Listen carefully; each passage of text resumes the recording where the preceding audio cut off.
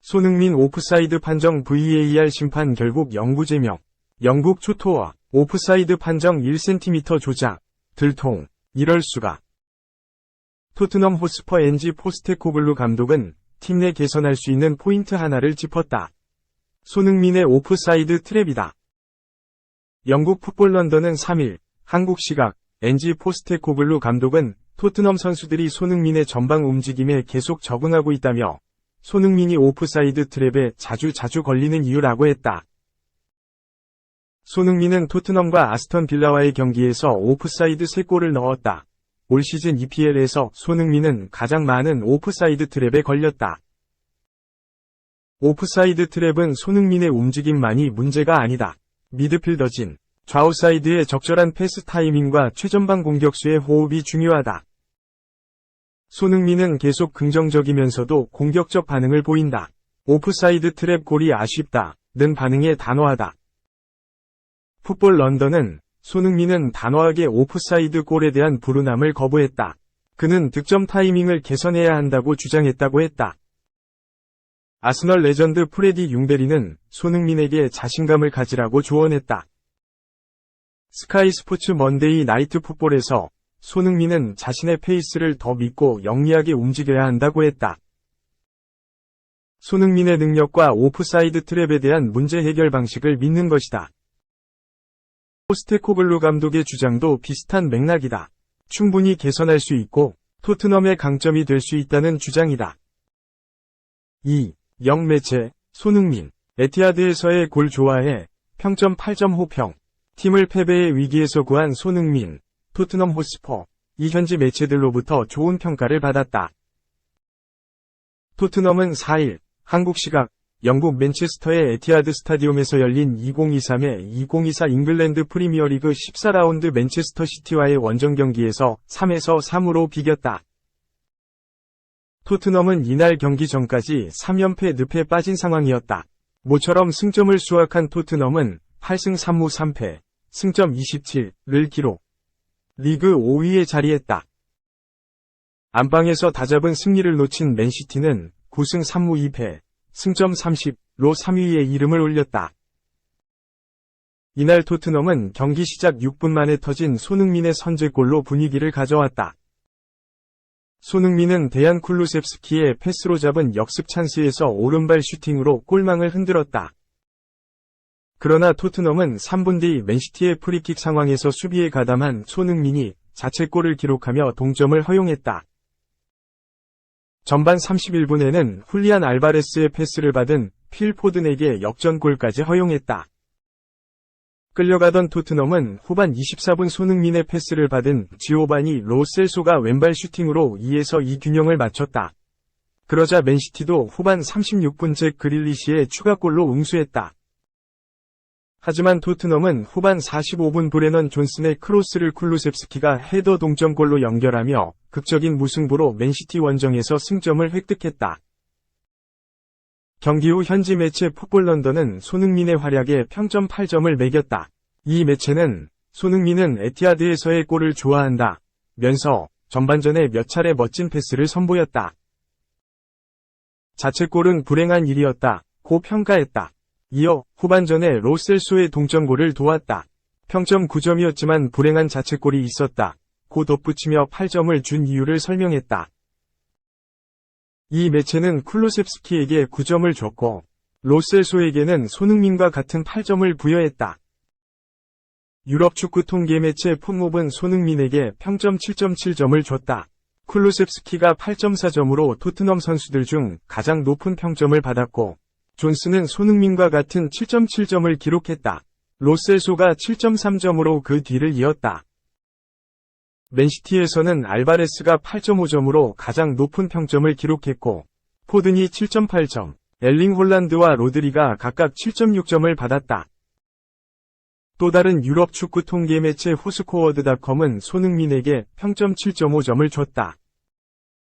토트넘에서는 쿨루셉스키가 7.6점으로 팀 내 최고 평점을 받았고 손흥민이 두 번째였다. 맨시티에서는 알바레스가 7.9점으로 양팀 선수들 중 최고 평점을 기록했다.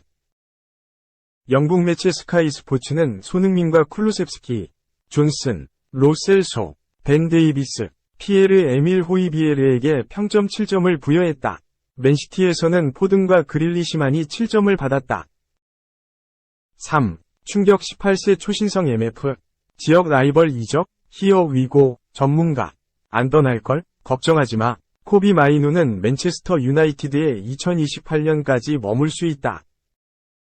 유럽 축구 이적 시장 전문가 파브리지오 로마노는 3일 이하 한국 시각 맨유의 유망주 미드필더 마이누에 대해 입을 열었다. 마이누는 2014년 맨유 유스에 입단해 2022년 1군 무대를 밟았다. 이후 지난 시즌 3경기에 출전하며 가능성을 보여줬다. 올 시즌을 앞두고는 에릭 텐 하흐 감독의 중용을 받을 것으로 보였다. 아쉽게 부상이 마이누를 덮쳤다. 마이누는 프리시즌 경기에서 부상으로 이탈해 10월까지 단 한 경기도 나서지 못했다. 다행히 훈련에 정상적으로 복귀하며 10월 말 벤치 명단에 포함됐다.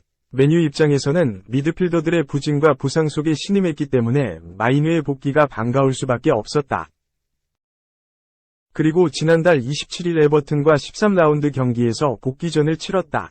마이누는 수비형 미드필더 출전에 67분 동안 활약했고 다수 매체로부터 8점에 가까운 고평가를 받았다.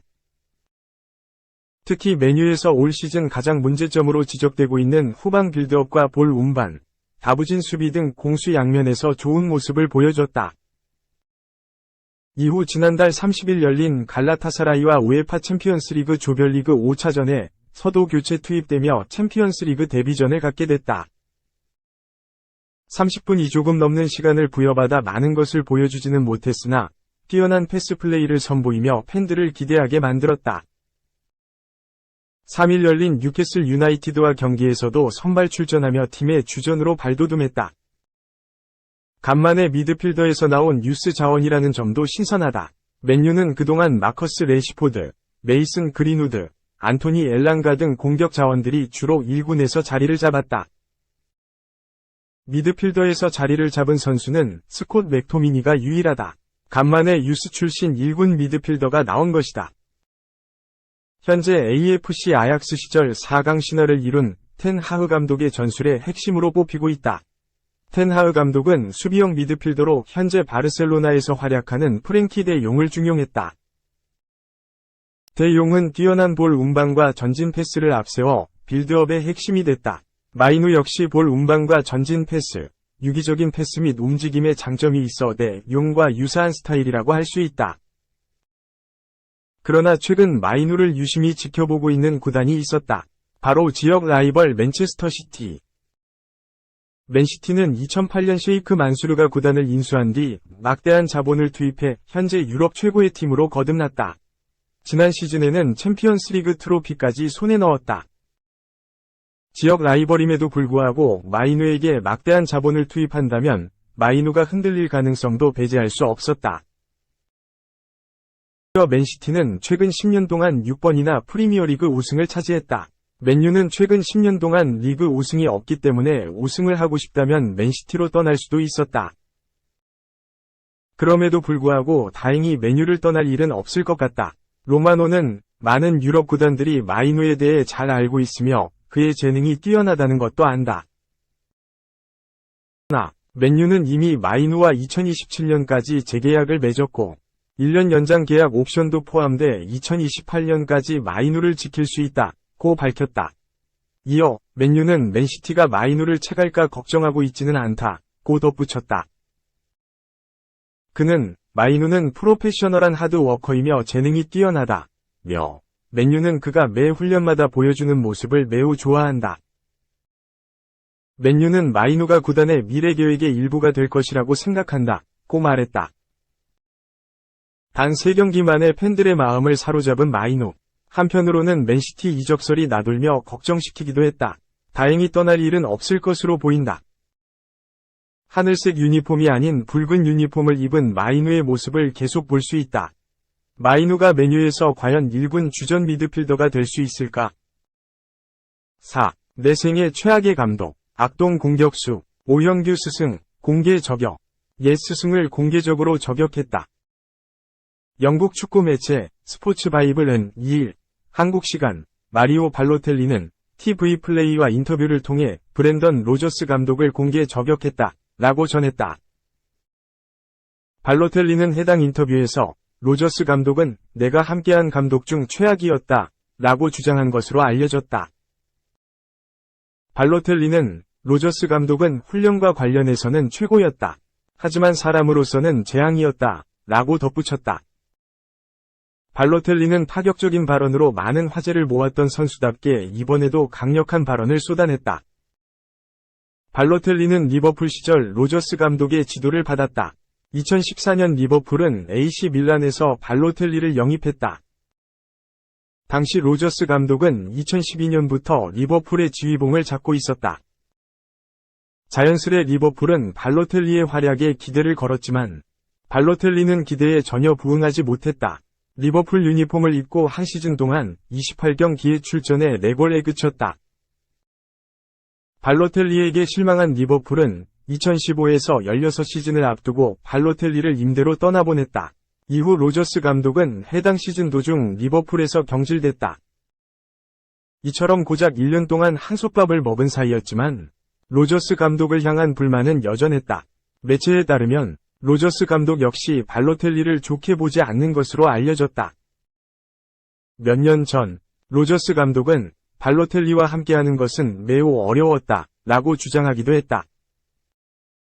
한편 발로텔리는 리버풀 시절 이후 내리막길을 걷고 있다. 뛰어난 재능을 뒷받침할 노력이 부족했다. 또한 많은 구설수에 오르며 다양한 논란을 일으키기도 했다. 현재는 튀르키예의 아다나스포르에서 활약하며 조용히 말년을 보내고 있다. 로저스 감독은 이번 시즌부터 셀틱의 지휘봉을 잡았다. 셀틱의 코리안 리거인 양현준과 오형규, 권혁규와 한솥밥을 먹고 있다.